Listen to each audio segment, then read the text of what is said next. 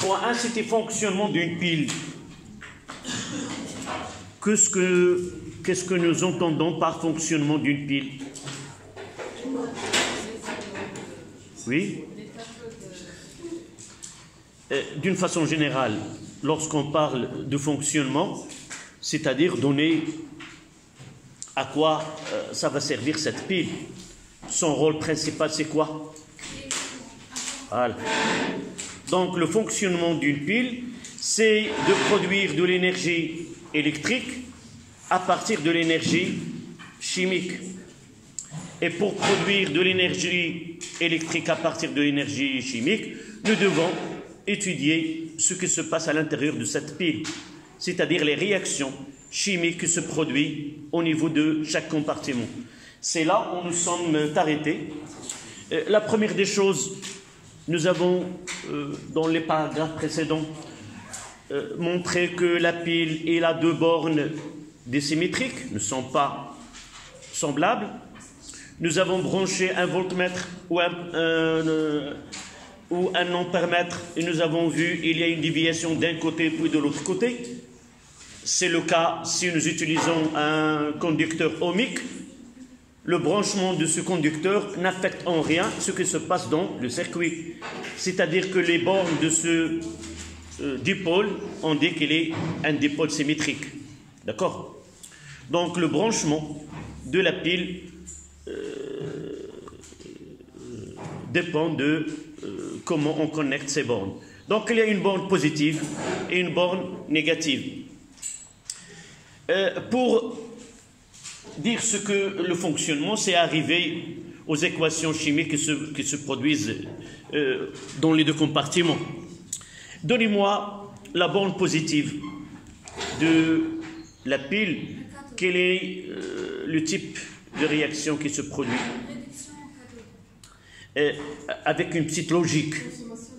La borne positive, ça donne quoi? Nous avons dit au début de la leçon, nous devons lier le sens du courant avec ce qui se passe à l'intérieur de cette pile, c'est-à-dire la borne positive, c'est là où le courant, le sens conventionnel passe de la borne positive vers la borne négative dans le circuit extérieur. Ça veut dire que les électrons entrent par la borne positive. Ça veut dire quoi? Ça veut dire que la réaction qui va se produire à ce niveau-là, c'est une réaction de réduction. Donc si les ions Ce2+, le cas que nous avons traité, les ions Ce2+, ils vont gagner des électrons et donner un dépôt de cuivre.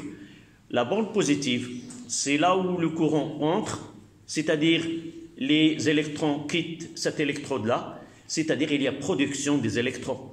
Et par la suite, Zn, elle va donner Zn2+, plus 2 électrons. Et ces électrons, ils vont circuler à l'extérieur et rejoindre l'électrode en cuivre pour produire la réaction de réduction. Ça, c'est essentiel. Donc, nous devons être capables d'interpréter le fonctionnement de ce côté-là. Dans ce fonctionnement, il y a le pont salin. Ce pont-là, il a un double rôle. La première des choses, c'est là où on va le traiter. Ça sera 3.2, le pont salin. J'ai dit que nous l'avons vu, une fois qu'on enlève ce pont qui était en papier filtre imbibé d'un électrolyte, on voit qu'il n'y a pas de passage de courant. Donc il a un double rôle. On va voir que selon le bilan que nous avons vu, essayez de voir les réactions et donnez-moi le bilan de ce qui se passe à l'intérieur des deux compartiments. De point de vue bilan de matière. Oui, le bilan. Lorsqu'on parle de bilan, c'est-à-dire qu'est-ce que nous avons avant et qu'est-ce que nous aurons après. Chaque société elle fait un bilan annuel pour voir comment... On avait Zn et Ce2+. Au départ, nous avons des concentrations de Ce2+, et de Zn2+, normalement 1 mol par litre. Et nous avons des électrodes qui ont une masse donnée. Au cours de temps, qu'est-ce qui se produit? Voyez, regardez bien ces réactions. Des électrons.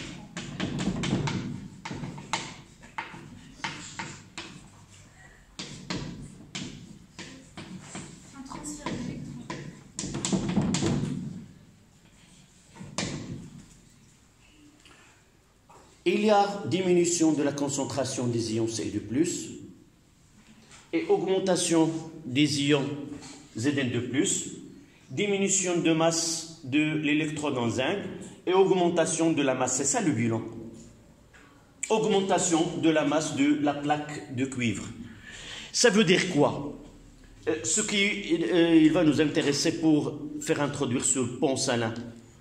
Donc, au cours de fonctionnement de la pile, il y a diminution de la concentration. Tu as posé la question de la dernière séance. Nous avons écrit que Ce2+, nous n'avons pas écrit SO4 2-.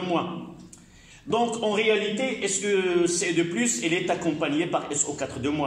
SO4 2- ne réagit pas. Donc, sa concentration en solution, elle doit rester 1 mol par litre. Donc, pour garder cet équilibre, si vous voulez, ou cette neutralité électrique, le pont salin, il va essayer.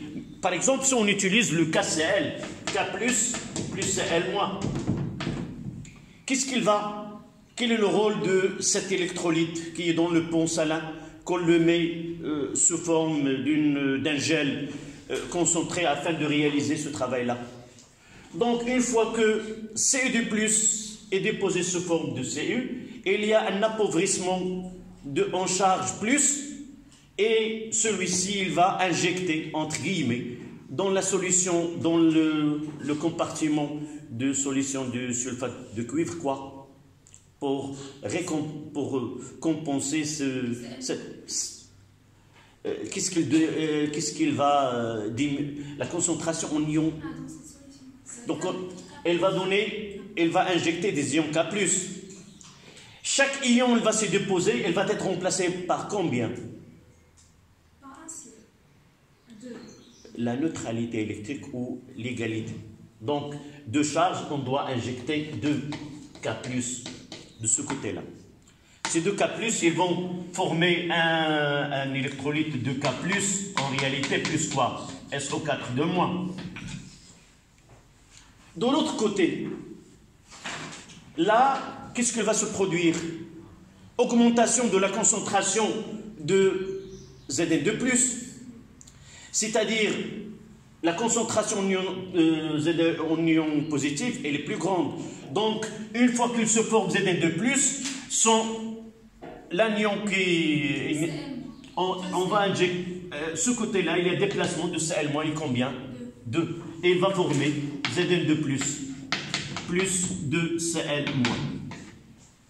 Donc, au cours de fonctionnement de cette pile, une fois que les ions Ce2+, se déposent sur la plaque de zinc, il y a acheminement des ions K+, autant que, toujours, si vous voulez, la quantité de matière, c'est toujours 2 fois K+, vis-à-vis de quantité de matière de Ce2+.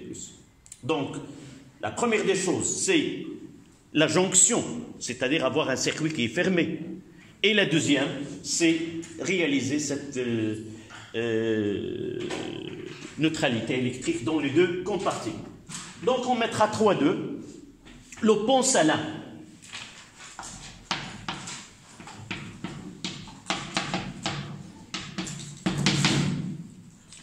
Le pont salin.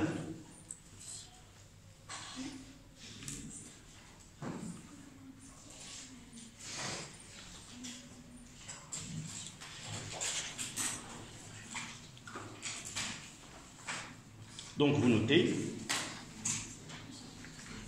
le pont salin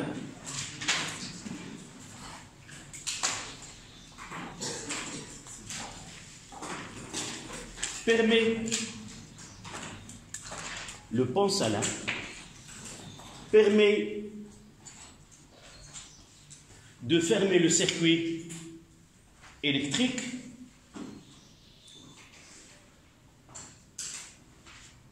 et permet de fermer le circuit électrique,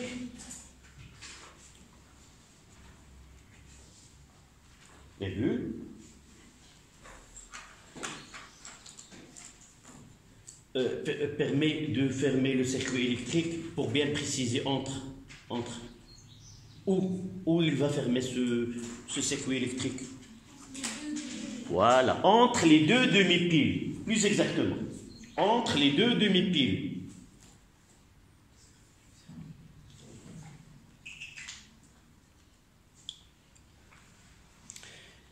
Maintenant, la virgule est assurer la neutralité électrique et assurer la neutralité électrique et assurer la neutralité électrique dans les deux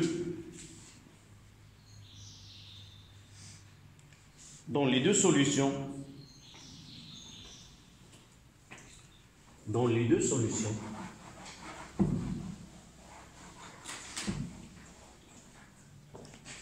De demi-pile dans les deux solutions, de demi-pile, de chaque demi-pile dans les deux solutions, de chaque demi-pile.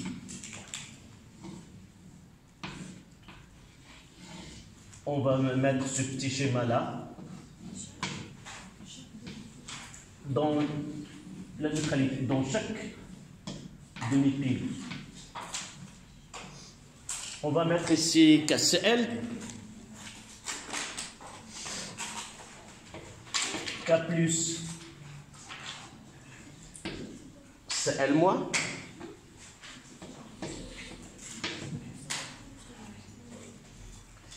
et là CU et là ZL. Évidemment, le circuit doit être fermé afin de voir ce qui se passe. Donc, les ions Ce2+,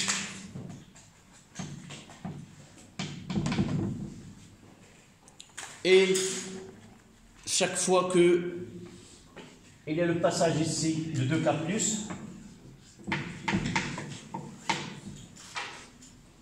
et ici il y a la formation de Zn2+,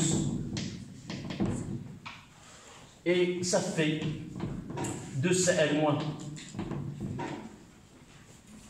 Là, c'est le pont salin, c'est cet électrolyte qui est le chlorure de potassium sous forme d'un gel pour ne pas couler de côté. Et la concentration en K plus et Cl- doit être grande afin de donner, si vous voulez, une longue vie à cette neutralité électrique. D'accord? Donc, tout simplement, voici les deux. K plus de ce côté-là et Cl- de l'autre côté.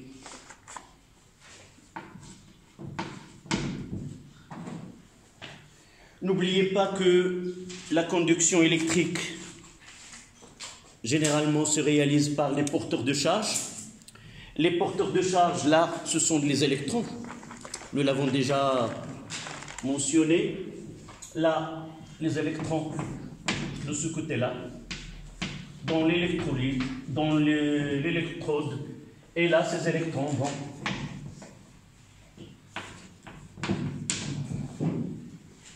C'est ça le transfert indirect. Nous l'avons vu, un transfert direct, mais là, on l'oblige à circuler dans un circuit et atteindre les ions Ce2+ de l'autre côté de cette pile.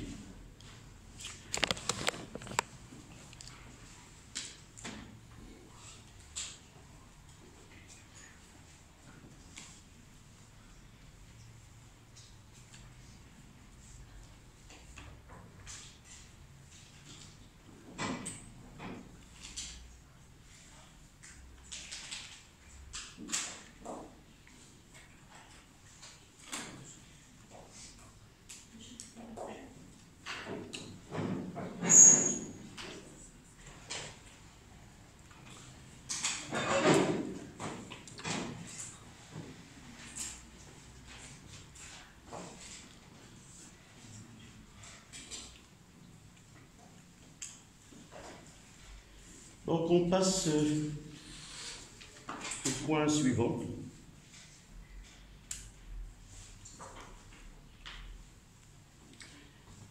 Une pile en fonctionnement ou une pile hors équilibre 3, 3. La pile est un système hors équilibre.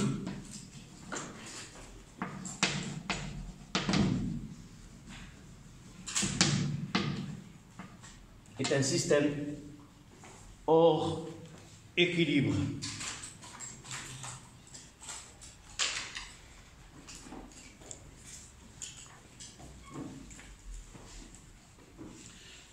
Qu'est-ce que ça veut dire, un système hors équilibre? Hors équilibre, quoi?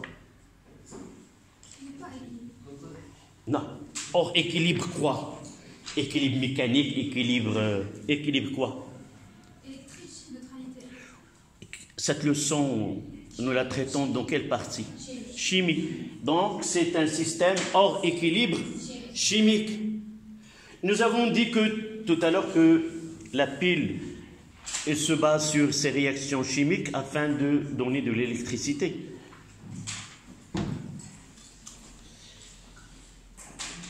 Avant de parler d'un système hors équilibre, qu'est-ce que ça veut dire un système il est en équilibre?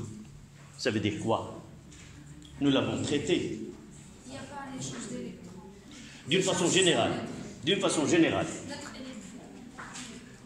Laissez cette leçon et revenir état d'équilibre d'un système chimique. Il a atteint la constante d'équilibre. Oui, ça veut dire quoi? Son quotient d'équilibre est égal à K. Ça veut dire quoi? K est supérieur à 10. Non. Lorsque je dis, généralement, on doit donner une explication qui doit être connue par tout le monde. Je dis qu'un système qui est en équilibre, la quantité de matière n'évolue pas. Nous avons dit un système en équilibre, la concentration des espèces mises en jeu dans cette réaction, elle tend vers une valeur qui est constante. C'est bien d'être à 8h30 de bonne humeur, mais le cours doit être suivi mieux. Laissez la discussion par la suite. Donc,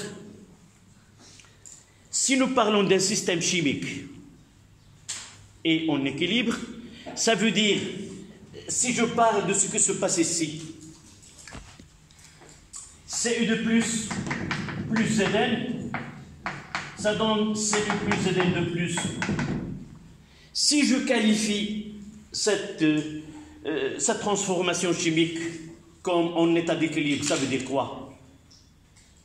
Ça veut dire que la concentration en ion Cu2+, elle est constante et n'évolue pas dans le temps. Toutes ces espèces-là. Ça veut dire quoi? Comment peut-on produire cette énergie électrique? C'est à partir d'une réaction chimique. Mais si les concentrations sont constantes, on n'aura pas un transfert d'électrons. On n'aura pas un fonctionnement.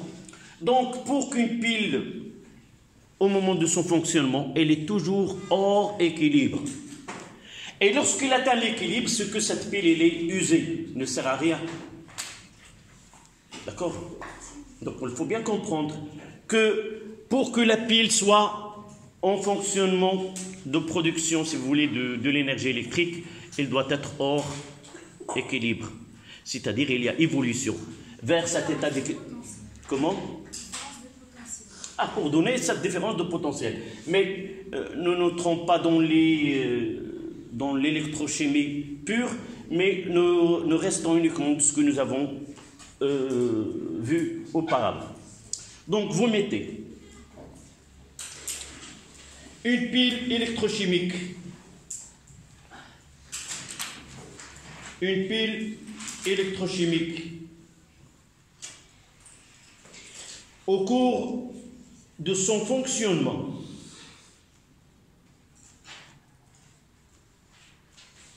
une pile électrochimique, au cours de son fonctionnement,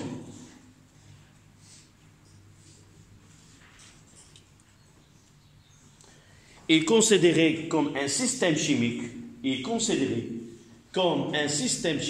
hors équilibre.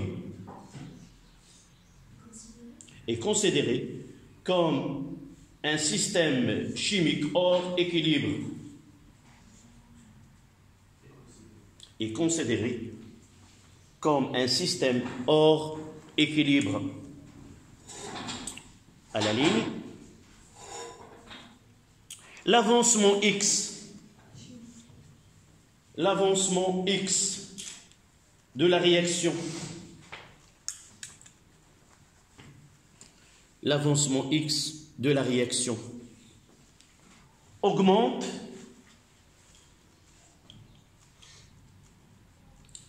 et le quotient QR tend vers K, la constante d'équilibre.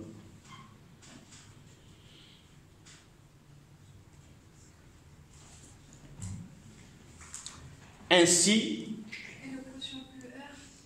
tend vers K, la constante d'équilibre. Ainsi, l'intensité du courant I est différente de 0.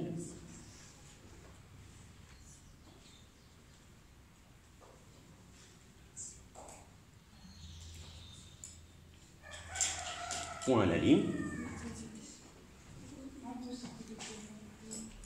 Différente de 0. À la ligne. Lorsque QR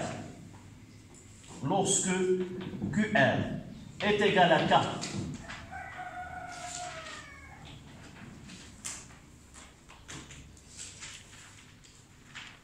entre parenthèses, X est égal à X équilibre.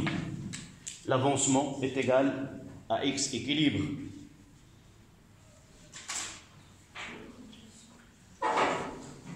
La pile est dite,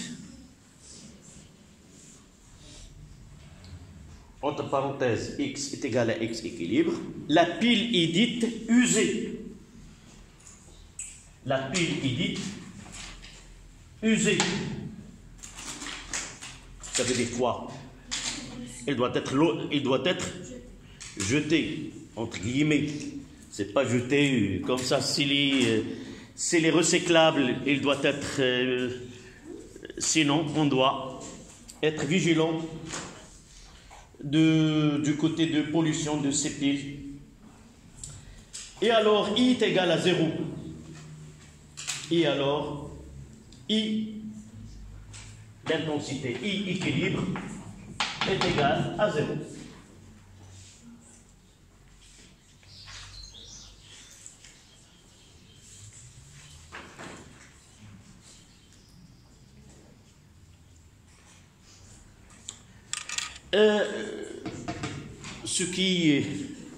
Ce qui nous reste pour cette pile est un système hors équilibre.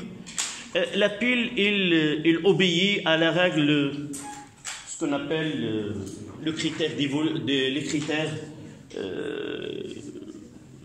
d'évolution.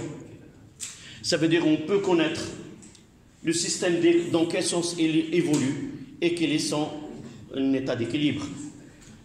Donc on mettra 3, 4.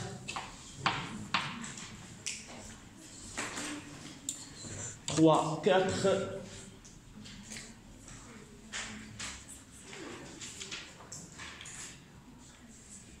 Critères d'évolution.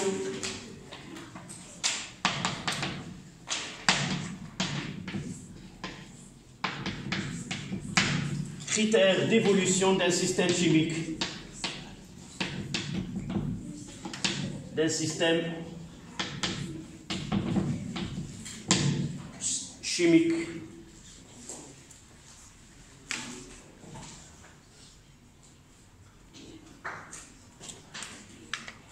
Et pour appliquer ce critère-là, on prendra un exemple, une pile.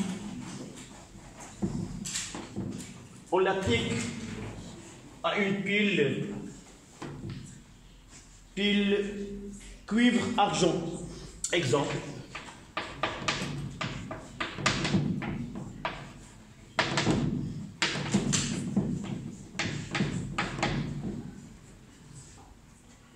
Voici les données.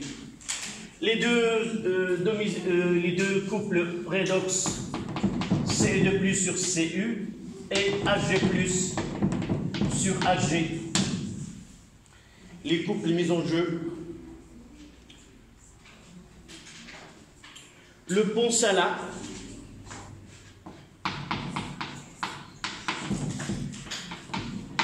en nitrate de potassium K++ NO 3 mois.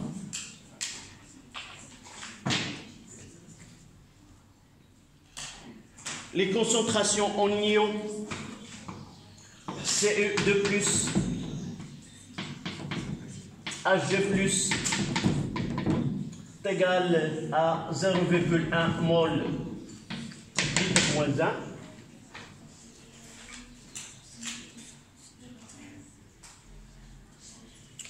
Ils nous ont donné cette équation. 2Hg plus Ce2+,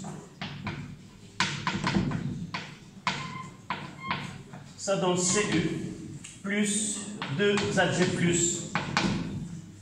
La constante K est égale à 4,7 10 à la puissance moins 16.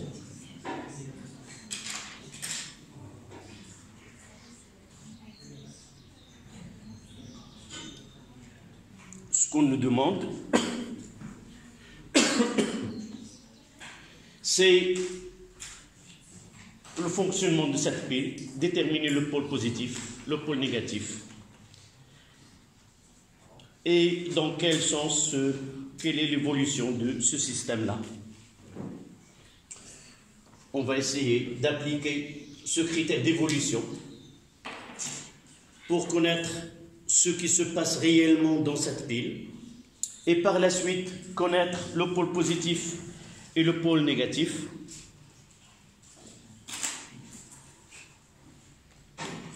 Et écrire la réaction chimique qui modélise cette transformation au sein de cette pile cuivre-argent. D'accord?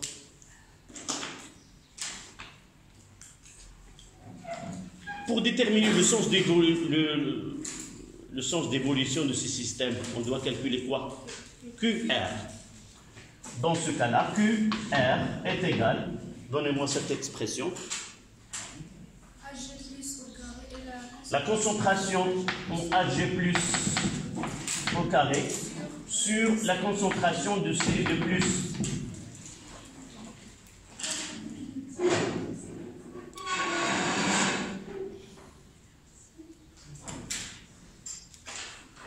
Mademoiselle, tu prends tes affaires, tu viens juste là, devant moi.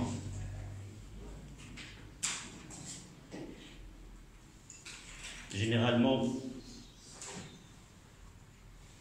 on s'assoit au fond de la classe. Pourquoi? Parce qu'il est près de la porte. C'est-à-dire, l'autre avertissement, ça sera aller au surveillant général.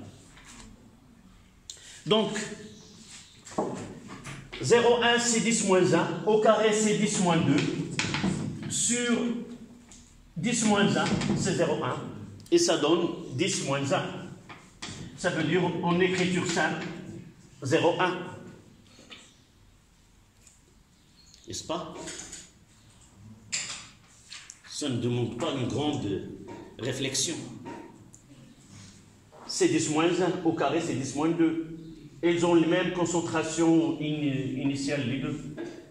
Donc, 10-2, 10-1, on simplifie, ça donne 10-1, c'est 0,1. Donc, on mettra là. Ici, on mettra comme 10, 4,7. Là, c'est 4. 10 moins 16. Où il se trouve QR, elle est supérieure, elle est là. C'est 0,1. Donc le système, au début, il va évoluer. K, il va tendre vers Q, vers K, c'est-à-dire dans le sens 2, dans le sens indirect.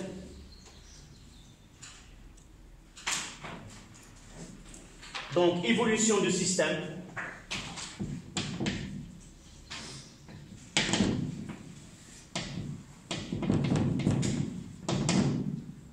Dans le sens indirect.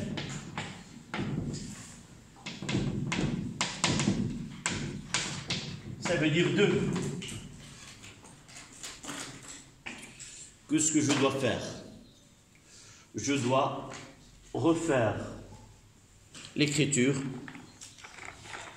Là, c'est 2. Et là, c'est 1. Qu'est-ce que je dois faire? Je recopie, mais en sens inverse. CU plus 2HG plus. Ça donne 2HG plus CU de plus. Je n'ai pas noté à que, toujours, on travaille avec des solutions. Et par la suite, là, c'est solide. Sous-entendu, à que, et là, à que.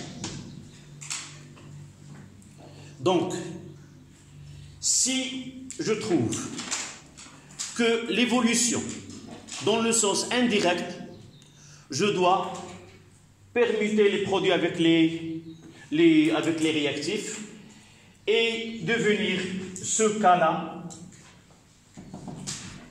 Donc, qu'est-ce que j'aurai ce cas? On aura ici un K'. Ce K' est égal à quoi?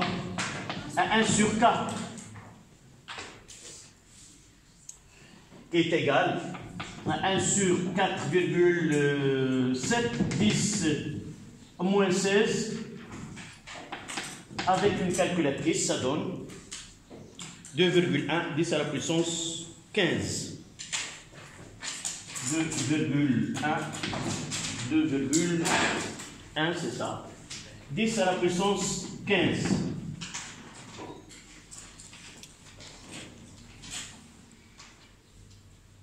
Donc, dans le sens indirect, je réécris l'équation en mettant les produits comme réactifs et les réactifs comme produits.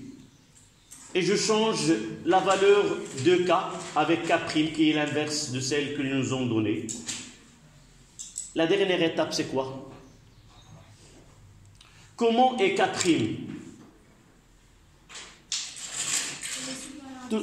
Voilà. Toujours, il faut avoir en mémoire, comparer K' est supérieur à 10 à la puissance 4. Ça veut dire que la réaction est totale. Réaction est considérée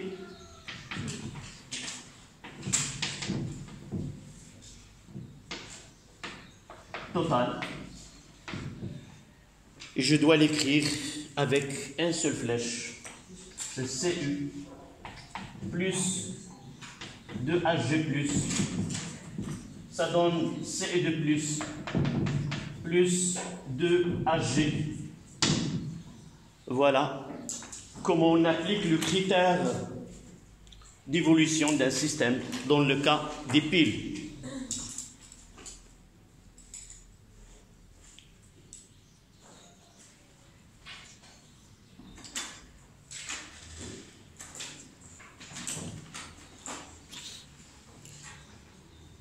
Donc il nous reste à déterminer les polarités.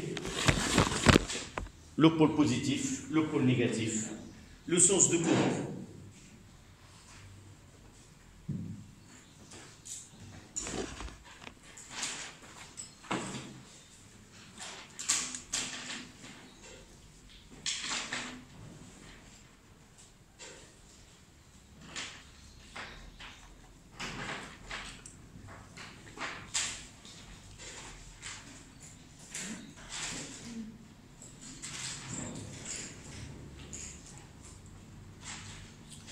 Donc, pour déterminer la polarité, qu'est-ce qu'on doit faire pour simplifier l'étude? Je vais essayer d'écrire le schéma conventionnel de cette pile. D'accord? Donnez-moi ce schéma-là. Il y a des règles. La première de ces règles, c'est quoi? C'est le pôle négatif à gauche et le pôle positif à droite. Donc là, j'aurai plus moins. Le pôle négatif, l'électrode de pôle négatif, ça correspond à quoi? Au réducteur ou... Non. Dans ce cas-là, dans cette réaction, je peux mettre, pour faciliter, de là à là. Et je vais effacer cette... et de là à là.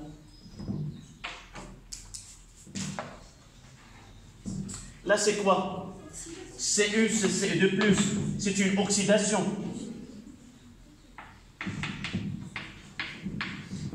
Et là, ça sera le réducteur. Et là, c'est un oxydant. Donc, il subit la réduction. Donc, lorsque j'écris l'équation de la réaction, le réducteur, celui qui constitue le pôle négatif. Pourquoi? Parce que c'est lui qui donne des électrons. Et donc, au pôle négatif, nous avons dit, il y a production des électrons. À partir de cette équation, j'essaie de connaître le réducteur. Et le réducteur, c'est lui qui doit être là. Et là, ils nous ont donné que Ce2+, A2, le pont, puis Ag+, puis Ag. Et de l'autre côté, ça sera le pôle positif. D'accord? Là, au pôle négatif, production des électrons. Cu donne Ce2+, plus 2 électrons.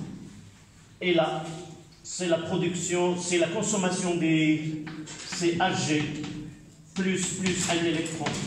Et ça donne Ag. D'accord? Voilà. Je mettrai là, c'est le réducteur. Dans l'équation, j'essaie de connaître le réducteur. Et là, c'est l'oxydant, le plus fort.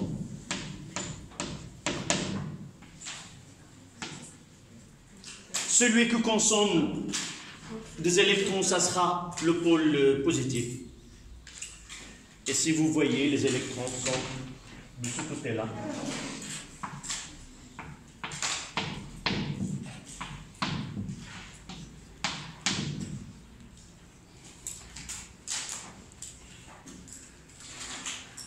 Ça s'arrête 5 minutes et on continue. Avant d'entamer la dernière ou le dernier paragraphe, on fera un petit résumé sur les piles.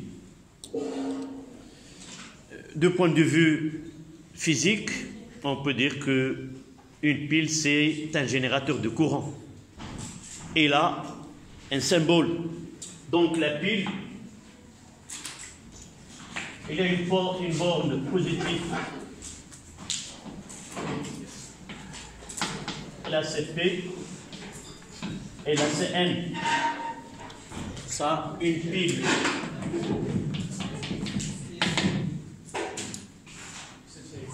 Là c'est UPN.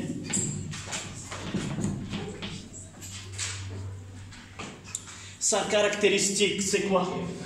UPN est égal à E moins R fois I. E c'est la force électromotrice.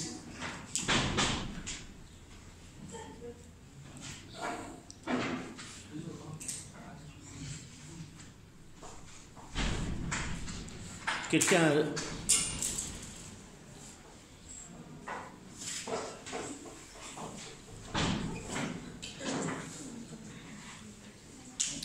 Vous faites des jeux d'enfants. Yak. En entrant, on ferme la porte avec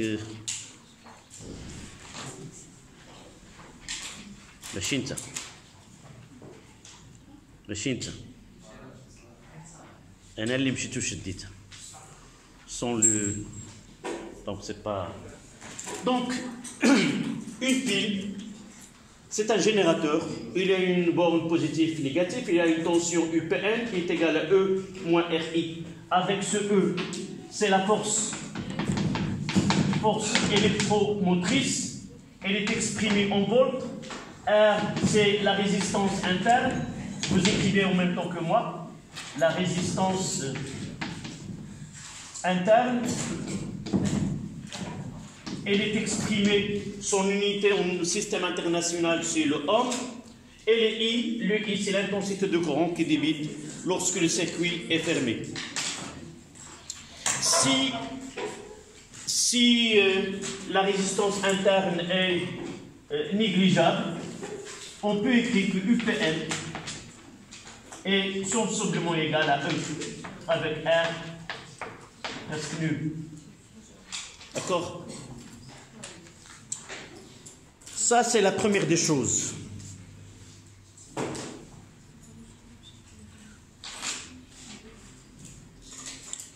L'intensité, elle est débitée ou que débite en ampères, là en ohm, et là en volts, et UPN aussi en volts.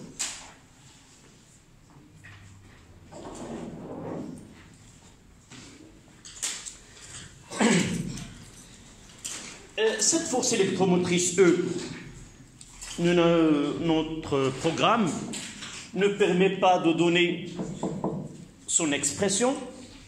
Vous allez l'étudier par la suite. On montre que cette force électromotrice, elle dépend d'abord de la température, deuxièmement de la concentration des ions mis en jeu au cours de fonctionnement, et troisièmement, la nature des couples oxydoréducteurs qui sont mis en jeu. En changeant un couple par un autre, on change aussi cette E. D'accord? Donc E dépend de type, dépend de la température.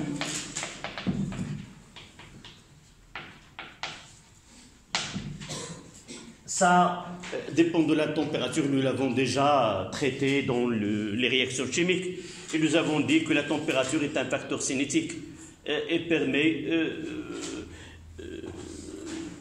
d'augmenter la vitesse de réaction, c'est-à-dire aussi, là il y a une équation de Nernst qui nous donne, il y a le RT et le nombre d'électrons échangés et la concentration, le logarithme de concentration des ions mis au jeu. Donc là, la température. Deuxièmement, type de couple. Type de couple. Ox sur L. Et la troisième, c'est la concentration. Concentration des ions.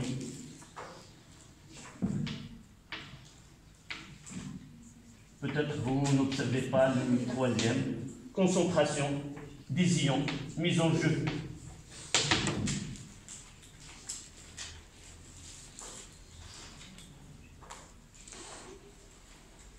On passera à l'étude quantitative. Évidemment, je n'ai pas schématisé le sens du courant.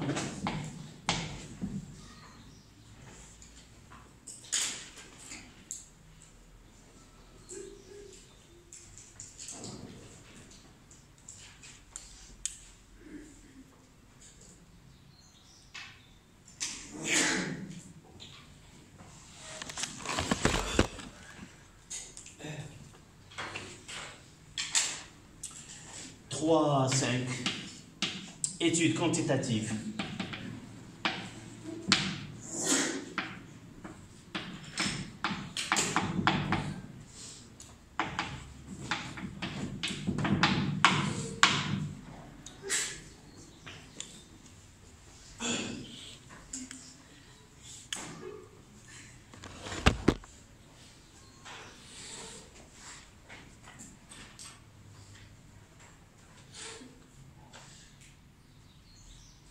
Ça fait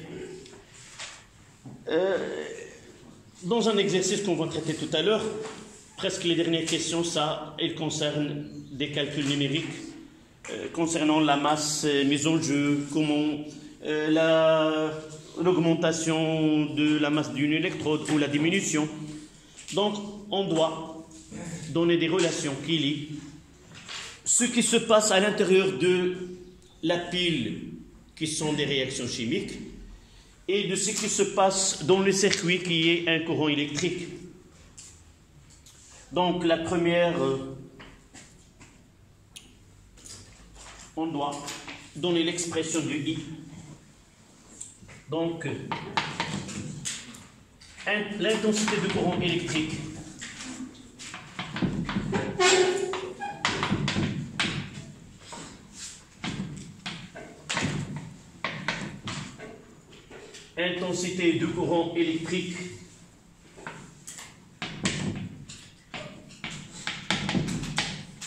et quantité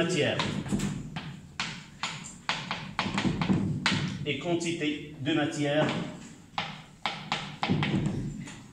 d'électrons.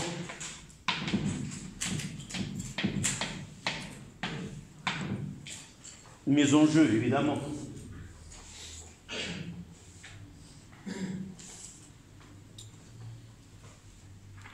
Rappelez-moi l'expression du I que nous avons vue en tronc commun. I est égal à quoi? Quantité d'électricité sur delta de T. Et la quantité d'électricité Q, c'est quoi? C'est grand N, un nombre fois la valeur absolue de la charge élémentaire E, 1,610 à la puissance moins 19. Donc de là on tire que I est égal, d'abord c'est grand N fois, pour faciliter l'écriture, je vais enlever ces valeurs absolues et mettre que E sur delta de T. C'est la première des choses. D'accord? La quantité de matière, d'une façon générale, nous l'avons vu en première année. Rappelez-moi cette expression. Et même, nous l'avons traité cette année. Oui. En nucléaire, N, c'est le nombre sur le nombre d'Avogadro. D'accord? Et si j'utilise le nombre d'électrons, là, c'est le nombre d'électrons sur le nombre d'Avogadro. Et si j'utilise E, donc N, E, la quantité de matière, c'est grand N fois E sur Na fois E. Et par la suite, je peux remplacer cette quantité de matière-là, que N, E, la quantité de matière, CQ sur Na fois E, qui est égal à I fois delta de T sur F. Voilà la première relation que nous devons connaître. Avec ce F, c'est le farad, qui est égal à 6,02 10 à la puissance 23 fois 1,6 10 à la puissance moins 19. On trouvera sa valeur qui est généralement donnée dans un exercice. F est égal à 9,65 10 à la puissance 4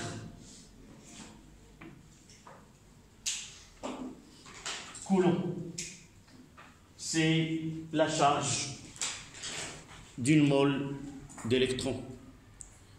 Si nous considérons une mole d'électrons, la charge électrique, la quantité d'électricité, si vous voulez, est égale à 9,65 10 à la puissance 4, ou tout simplement 9650 coulombs.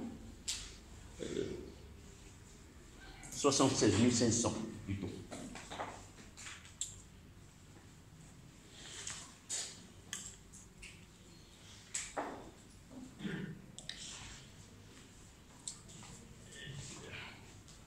Là, j'ai dit, c'est la charge d'un... Si je dois écrire l'unité, ça sera quoi?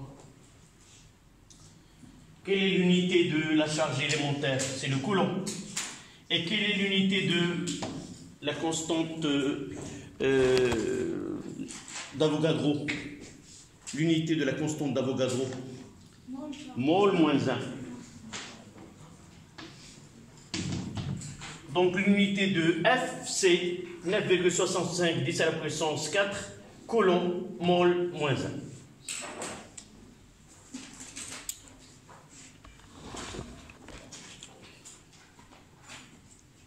Ce qui reste, on le traitera tout à l'heure dans un exercice. Quelle est la relation entre cette quantité de matière d'électrons et ce qui se passe dans une pile? D'accord? Juste certains termes qu'on va trouver dans les exercices. Ce qu'on appelle la capacité d'une pile, l'énergie d'une pile ou la puissance d'une pile. On va essayer de traiter, de donner les définitions de ces... qu'est-ce que ça veut dire la capacité? Et quelles sont les unités avec lesquelles on va l'exprimer? Mademoiselle, quelle est ta question? Non.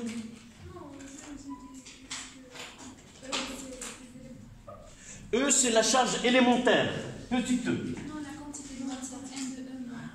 Oui. E, la quantité de matière d'électrons. En E avec un petit point, c'est pour dire électron. D'accord? Les symboles. Donc, à la ligne, on donne ces définitions. La capacité d'une pile. La capacité d'une pile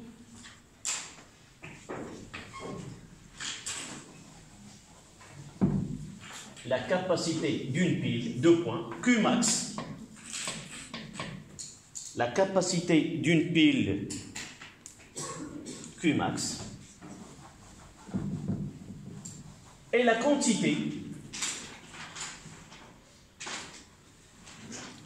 d'électricité et la quantité d'électricité que peut débiter une pile, que peut débiter une pile au cours de son fonctionnement. Au cours de son fonctionnement.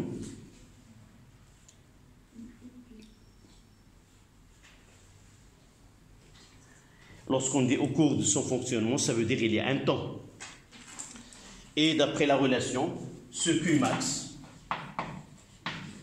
est égal à I fois delta de T max. On suppose que cette pile, elle débite un courant électrique d'intensité I qui est constant et elle fonctionne pendant une durée delta de T max. On calculera par la suite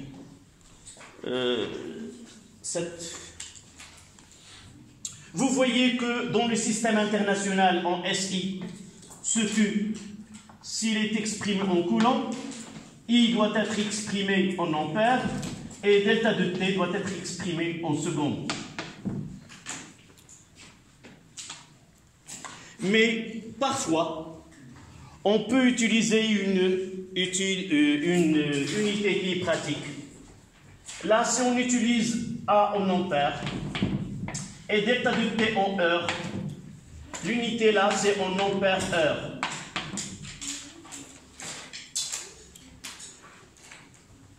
D'accord? Faites attention aux unités qui sont données, soit en coulomb, soit en ampères-heure. Quelle est la relation entre un ampère-heure et le coulomb? Il suffit de faire un petit calcul. Un ampère-heure est égal. Je convertis les unités qui ne sont pas en système international, doivent être converties en système international. L'ampère c'est 1 et l'heure c'est 3600. Donc ça donne 3600 coulombs. Un ampère-heure et 3600 coulombs.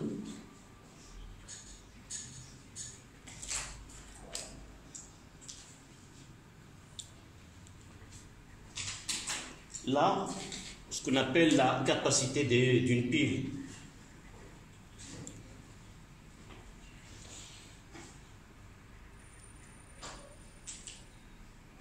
Deuxième tiré. Énergie mise en jeu par une pile. L'énergie mise en jeu par une pile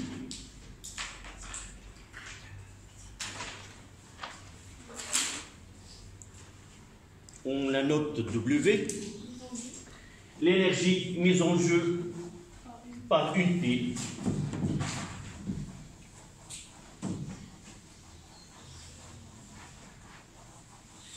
là, comment nous avons abouti à cette expression? Nous l'avons fait en première année sciences maths. Si quelqu'un y était, peut nous donner l'énergie électrique d'une force, l'énergie d'une force électrostatique? Oui, ce travail-là. L'énergie, c'est un travail, W. Il y a un Q. Non, non. Nous avons établi une relation. C'est Q fois VA moins VB. C'est une charge fois la tension. Donc, c'est la même. Donc, la W électrique est égale à Q max fois la tension UPM entre ces bornes. Mais généralement, si R est négligeable, dans ce cas-là, cette puissance, cette énergie électrique, ça sera W, E, qui est égal à Q max fois E. Et E, là, c'est la force électromotrice. Là, c'est la force électromotrice. Là, c'est la capacité. Là, c'est l'énergie électrique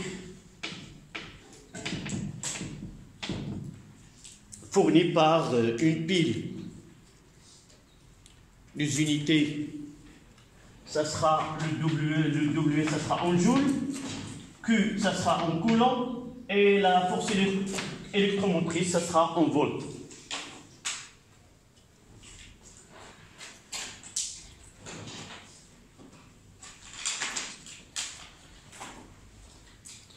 Dernier tiré, c'est la puissance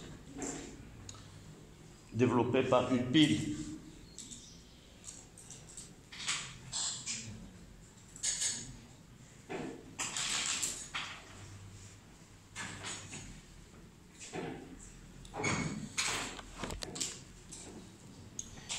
Donc là, le premier point, le deuxième et le troisième, la puissance. La puissance, ça sera quoi? C'est U fois I. Donc, cette puissance-là est égale.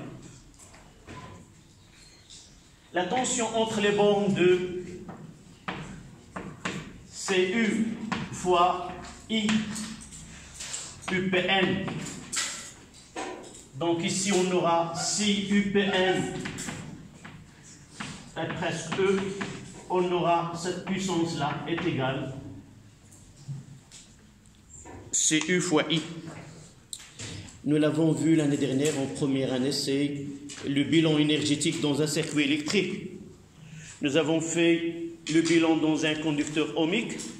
Nous avons dit que l'énergie électrique reçue, il est converti totalement en énergie calorifique, sur le fait de Joule. Puis nous avons fait le bilan dans un récepteur où nous avons parlé de l'énergie utile et l'énergie calorifique aussi. Mais dans un générateur, nous avons dit que la puissance totale d'un générateur, c'est U fois I. E, c'est la force électromotrice, et I, c'est l'intensité qu'il débite, ce générateur-là. Donc, on notera P est égal à E fois I. C'est la puissance totale que peut fournir un générateur. S'il a une résistance interne, une partie va être perdue dans ce générateur-là, sous forme de chaleur. Et le reste, il est donné au circuit. Il va être consommé dans d'autres effets. Voilà, le cours est terminé. On passe à un exercice d'application. On va essayer de traiter la pile Le Clocher. C'est une pile qui est pas comme les piles que nous avons utilisées, Volta. Donc, vous mettez exercice d'application.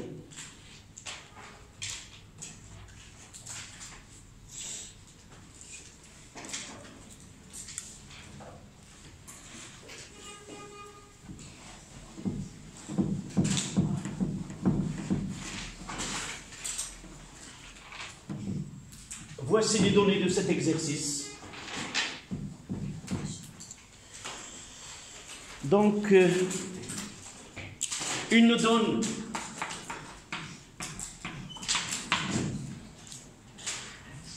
les données.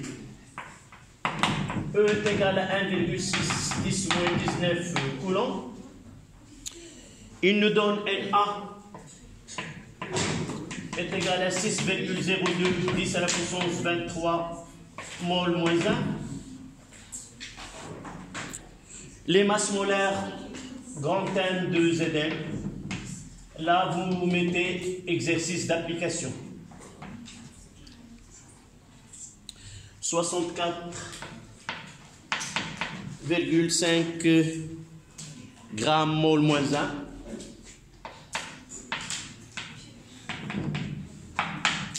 Grand M de O, c'est 16.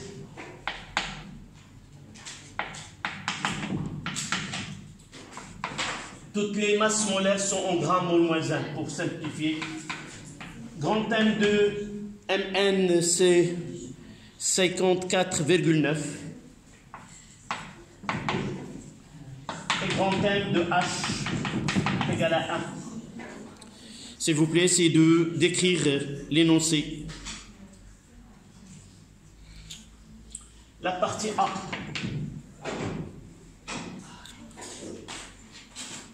Étude d'une réaction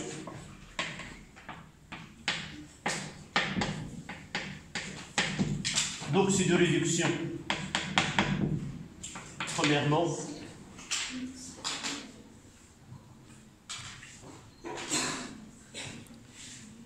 écrire les demi-équations.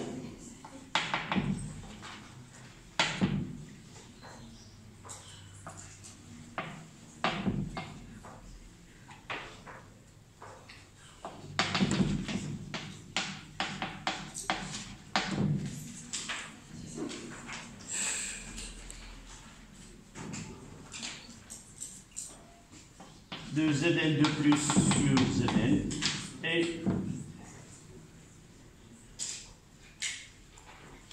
MnO2 sur MnO 2H.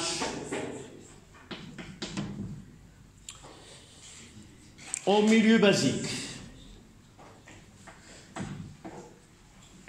c'est le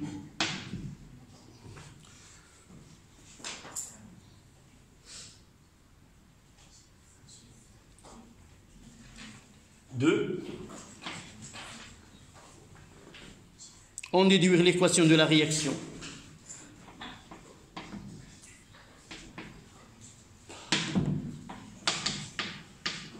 On déduire l'équation de la réaction.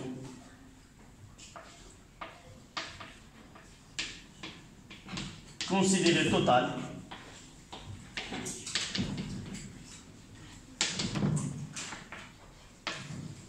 entre MnO2 et Zn.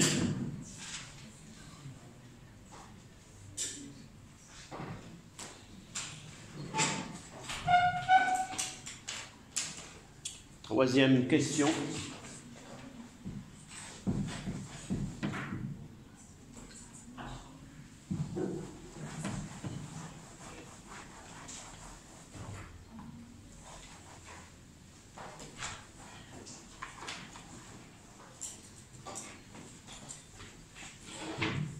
Troisièmement,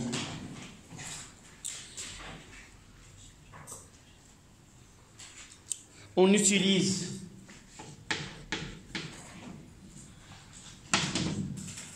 M1 est égal 0,97 grammes.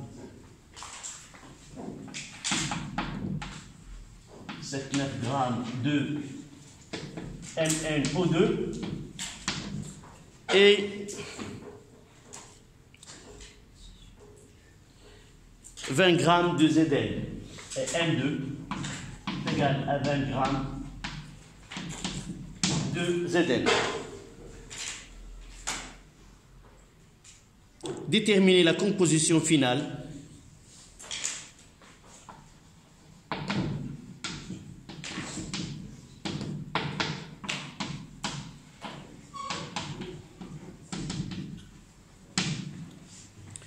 déterminer la composition finale, la composition à l'état final, la composition à l'état final.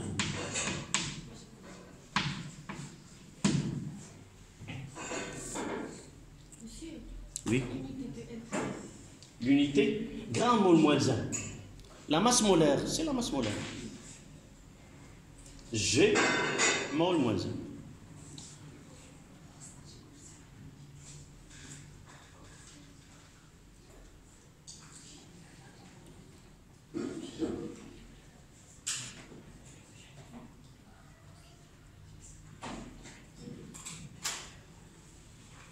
Quatrième question.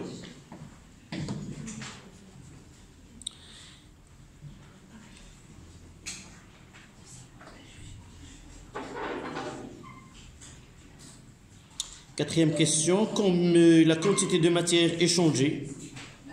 Oui. Oui. En milieu basique. Je n'ai pas écrit basique. Écrire les deux mes équations en milieu basique.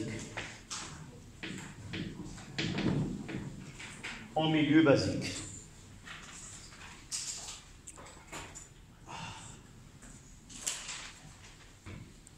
Donc, quatrièmement, la quantité de matière d'électrons échangés est-il dépendante de des masses initiales des réactifs? La quantité de matière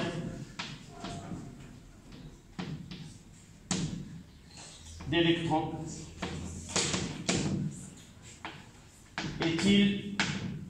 est-elle dépendante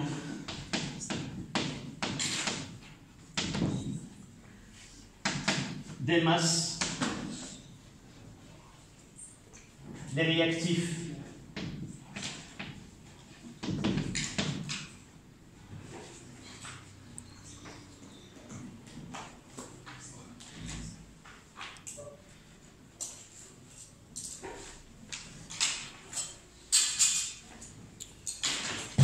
B. Étude de la pile.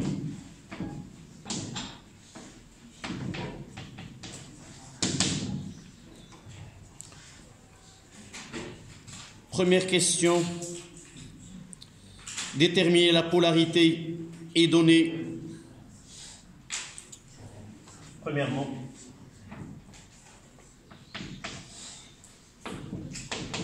déterminer la polarité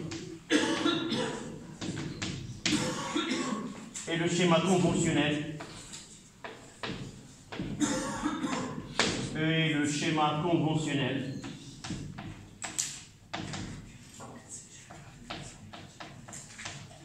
de la pile.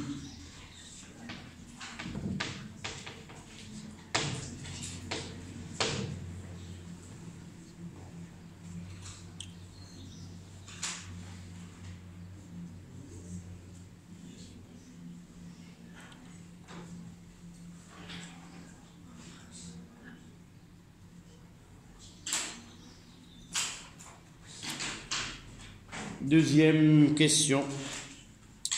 Déterminer la durée de vie de cette pile. Deuxièmement, déterminer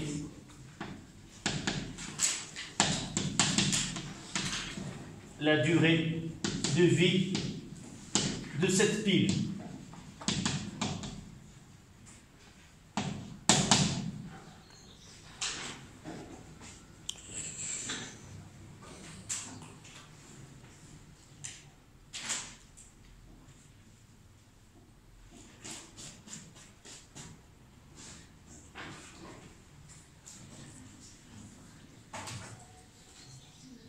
Voilà.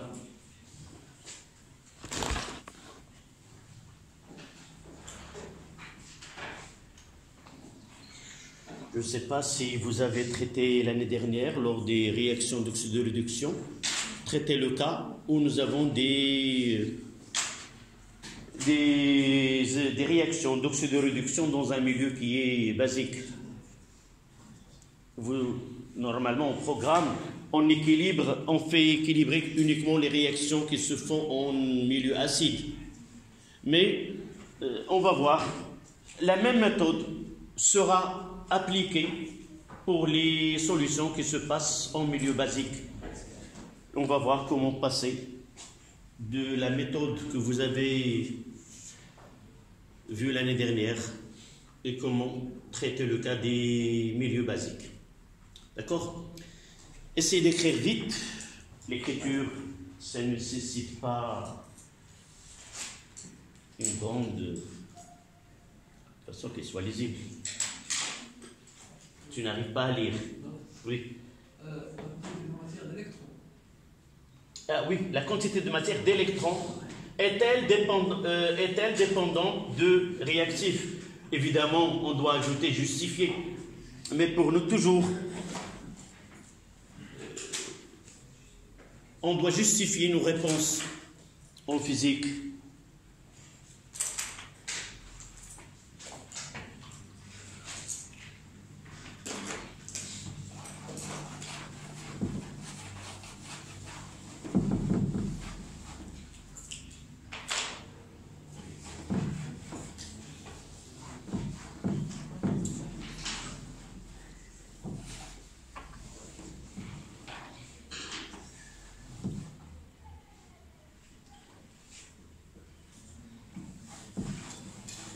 Allez, on commence, on n'aura pas...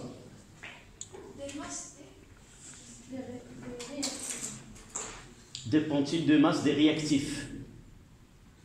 Est-elle dépendante ou indépendante? Vous avez à justifier.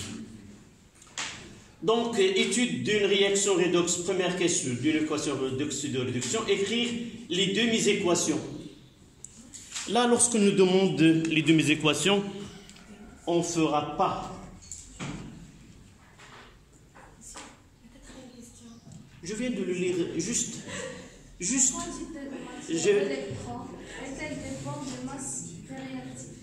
La quantité de matière d'électrons est-elle dépendante des masses des réactifs? Donc j'ai les deux couples ici, Zn de plus. Donc la première question, donnez-moi ces deux équations.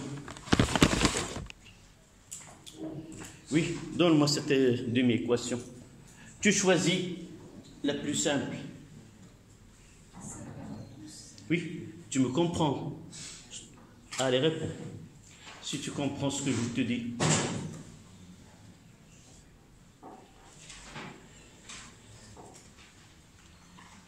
Là, j'ai deux équations, les symboles d'un couple.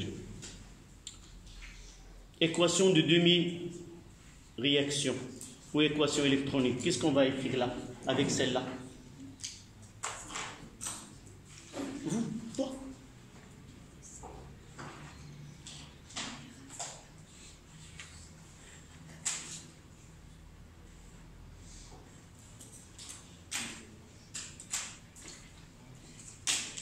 Tu étais avec nous dès le début. Tu suivais ce que nous avons écrit pour la pile Volta.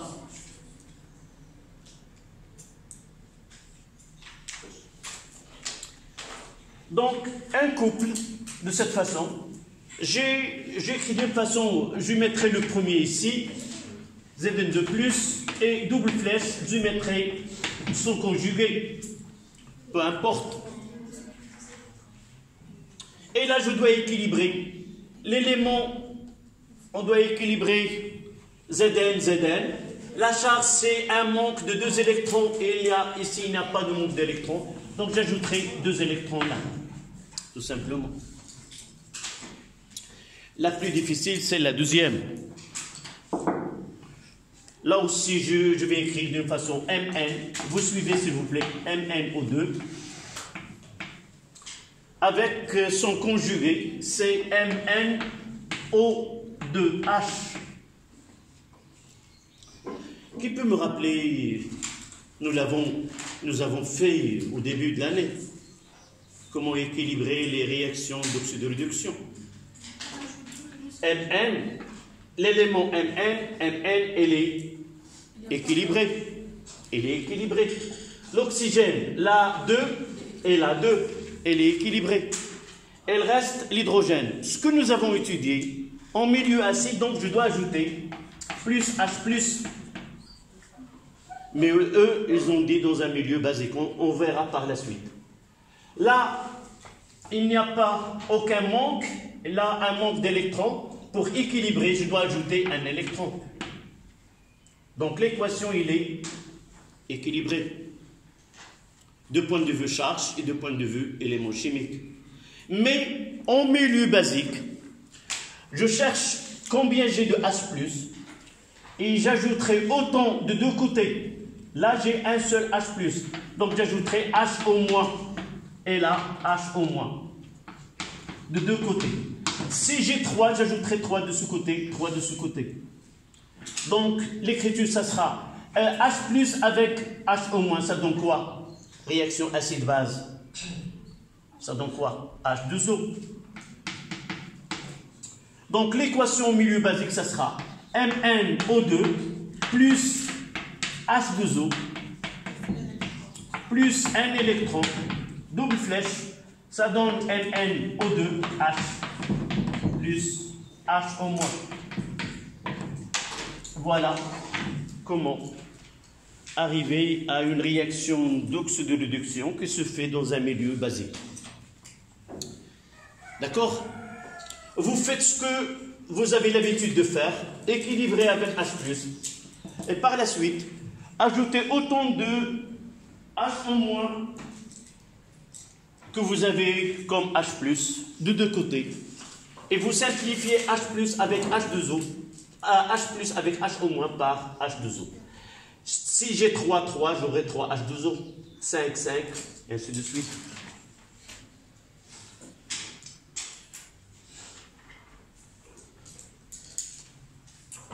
Regardez bien, je n'ai pas fait attention lequel elle va réagir réellement.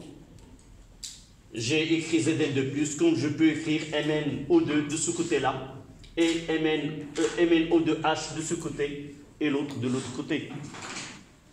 Mais la question qui va suivre, c'est elle qui va ranger cette écriture. Comment je dois l'écrire?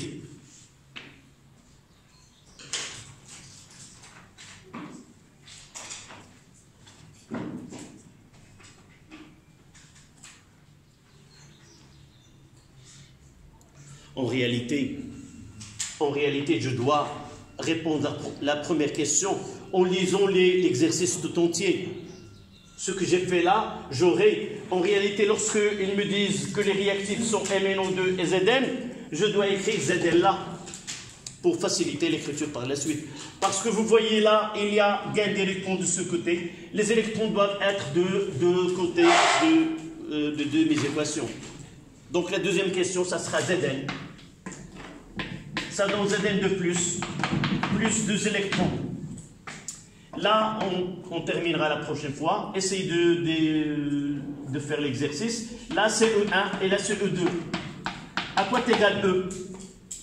Donnez-moi comment établir l'équation. On doit multiplier la première par 2. Donc 2E1 plus E2. Voilà. Essayez de faire l'exercice chez vous. On terminera la séance prochaine. Sinon, la séance prochaine, on fera la correction de devoirs.